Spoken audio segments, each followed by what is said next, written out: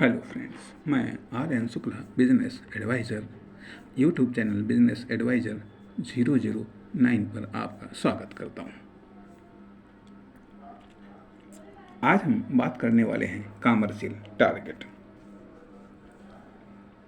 यह commercial target क्या होता है? यह वह टारगेट, लक्ष्य या मंजिल एक बिजनेस की होती है जो उसे हासिल करना होता है।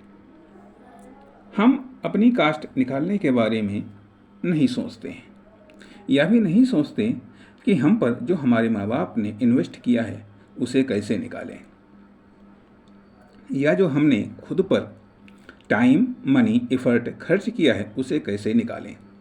परंतु जब हम एक बिजनेस लॉन्च या स्टार्ट करते हैं तो हमें सबसे पहले उसी की डेली कास्ट, फिर फाउंडेशन कास्ट निकालने की चिंता सताने लगती है। कभी कभी इतनी कि वह हमें ही डिस्टर्ब कर देती है। आखिर क्यों? यदि हमने कास्ट निकालने की आदत डाल ली होती या विकसित कर ली होती, तो यदि हम लाइफ में कास्ट निकाल ले होते,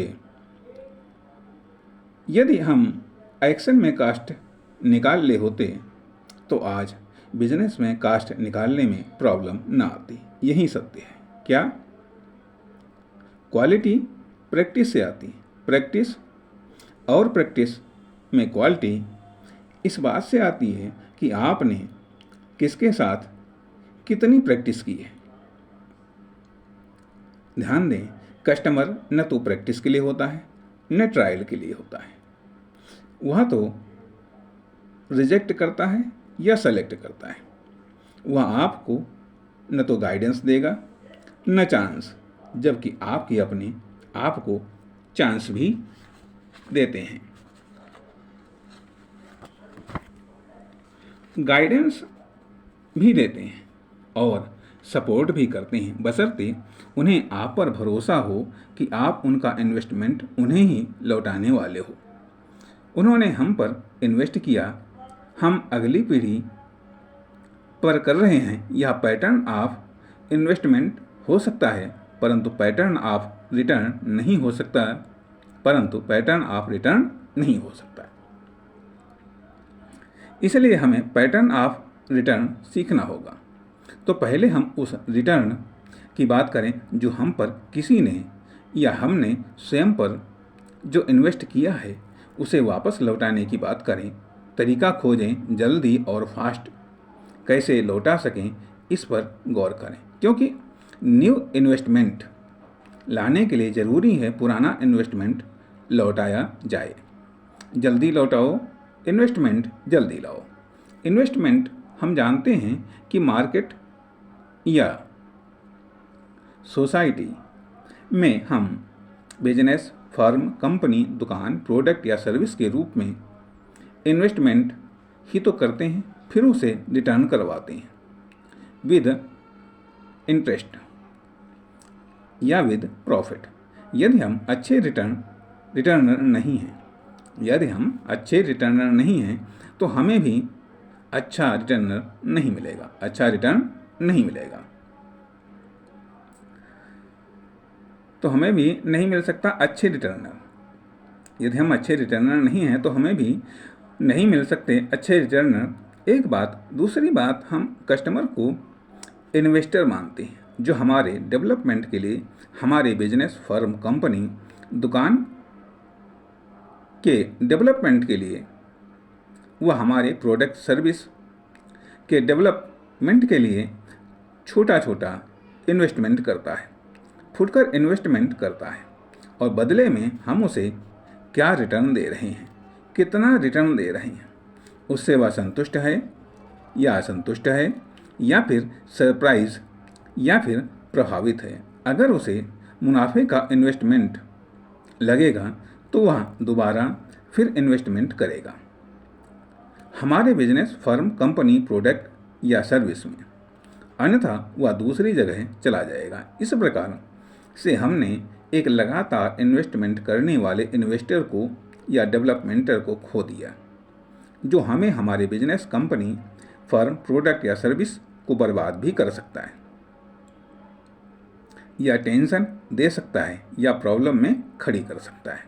यदि हमारा टारगेट न केवल बिग या बिगर या बिगेस्ट या फाउंडेशन इन्वेस्टर पर है, बल्कि इन स्मॉल फुटकर इन्वेस्टर पर भी है, तो बहुत अच्छा है, क्योंकि वे फाउंडेशन इन्वेस्टर तो हमारे जन्मदाता हैं। यहाँ हमारे से तात्पर्य दुकान, फर्म, कंपनी, बिजनेस, प्रोडक्ट या सर्विस से है, परंतु ये स्मॉल इन्वेस्टर जिन्हें लोग कस्टमर या कंज्यूमर कहते हैं, ये हमारे भाग्य विधाता हैं, हमारे डेवलपमेंट के रचयिता, सृजनहार हैं, उसे विकसित करने वाले प्रोधा हैं। भला मैं इन्हें कैसे नज़रअंदाज कर दूं? एक फिल्मी गीत है, सजना है सजना के लिए, या यदि साजन की पड़े न नज़र तो श्रृंगार अधूरा लगता है। वास्तव में बिजनेस में यह बात सत्य है। आपको एक बिजनेस, फर्म, कंपनी, दुकान, प्रोडक्ट या सर्विस के रूप में सजना है, तैयार करना है, मेकअप भी करना है, फिगर, कट्स और गट्स भी मेंटेन रखना है। फिगर, कट्स और गट्स भी मेंटेन रखना है। सबसे अहम बात, आपको अपनी जवानी मेंटेन रखनी है। बुढ़ापा तो कहीं से भी नज़र आना ही नहीं चाहिए। साजन स्मॉल इन्वेस्टर के लिए, क्योंकि यह फाइनल भाग्य विधाता है, इसलिए हम बात करते हैं डिज़ाइनिंग की, फिनिशिंग की, लाइटिंग की, इम्प्रेशन की, एक्सपीरियंस की, कॉमर्शियल कल्चर, बिहेवियर की, लॉजिक की, प्रोडक्ट या सर्विस कस्टमर लेके जाए या न लेके जाए, परंतु इम्प्रेशन और एक्सपीरियंस ऐसा लेके जाए कि कहीं ढूंढ करके भी उसको वैसा एक्सपीरियंस और इम्प्रेशन न मिले। वह भले ही प्रोडक्ट या सर्विस लेने ना आए, परंतु ऐसा इम्प्रेशन, एक्सपीरियंस पाने के लिए खुद तो आए ही, साथ में औरों को भी लाए एक अद्भुत एहसास कराने के लिए। यदि यह हमारा कॉमर्शियल टारगेट है, हमारे बिजनेस, फर्म, कंपनी, प्रोडक्ट या सर्विस का टारगेट है, तो अच्छा है, क्योंकि प्रोडक्ट या सर्विस सब बेच लेते हैं, परंतु बदले में आप उसे फ्री में क्या और कितना दे सकते हैं या कितना ज़बरदस्त दे सकते हैं। बिजनेस, फर्म, कंपनी, दुकान में एक कल्चर डेवलप करना, क्वालिटी डेवलप करना, भरोसा डेवलप करना, साख डेवलप करना आदि, ये सब टारगेट हैं, तो निश्चित तौर पर आपको सेल्स का टारगेट निश्चित नहीं करना पड़ेगा, या टारगेट पूरा करने के लिए स्ट्रगल नहीं करना पड़ेगा। यदि सेल्स टारगेट ही टारगेट है, तो मेहनत करनी पड़ेगी। अब मेहनत क्या है? मेहनत थकने तक हार्ड वर्क करो, फिर विश्राम करो, बस थकान दूर करने के लिए, और फिर जुट जाओ, तब तक जुटे रहो जब तक फिर थक न जाओ। इसे ही बार बार रिपीट करना मेरे अनुसार मेहनत है। सेल्स टारगेट को प्राप्त करने के लिए मेहनत करो, या फिर सेल्स टारगेट को पूरा करने के लिए ट्रैक बिछाने पर इन्वेस्ट करो। बस फिर उस ट्रैक की मरम्मत करते जाओ, चाहे बिजनेस दौड़ाओ, चाहे फर्म, कंपनी, दुकान, प्रोडक्ट या सर्विस, किसी भी स्पीड में, परंतु ब्लाइंड रनिंग नहीं। ब्लाइंड रनिंग ये क्या होती है? एक ऐसी दौड़ जिसमें हम इसलिए दौड़ते हैं क्योंकि दौड़ रहे हैं। कहाँ दौड़ रहे हैं, ये कहाँ दौड़ ख़त्म होगी, ये किस पर दौड़ रहे हैं, इसका कुछ पता नहीं। यही हालात होती है बिजनेस, फर्म, कंपनी, प्रोडक्ट या सर्विस में ग्रोथ की। हम ग्रोथ तो कर रहे हैं, डेवलपमेंट भी कर रहे हैं, परंतु क्यों कर रहे हैं पता नहीं। परिणामतः इधर उधर किधर भी इन्वेस्ट करने लगते हैं। जिस इन्वेस्टमेंट के मायने भी नहीं पता। बस या तो इन्वेस्ट करना है इसलिए इन्वेस्ट कर रहे हैं, या व्यावसायिक कोई बेनिफिट पाना है इसलिए इन्वेस्ट कर रहे हैं। आखिरकार हमारा कॉमर्शियल टारगेट है क्या, या हमने अपना कॉमर्शियल टारगेट रखा क्या है, या फिर ज़िंदगी की तरह हम बिजनेस भी कर रहे हैं, करे जा रहे हैं, क्यों पता नहीं। मुझे नहीं पता कि आपका टारगेट क्या है। कम से कम आपको तो पता होना चाहिए कि आपका बिजनेस टारगेट क्या है, आपने बिजनेस के लिए कौन सा टारगेट रखा है।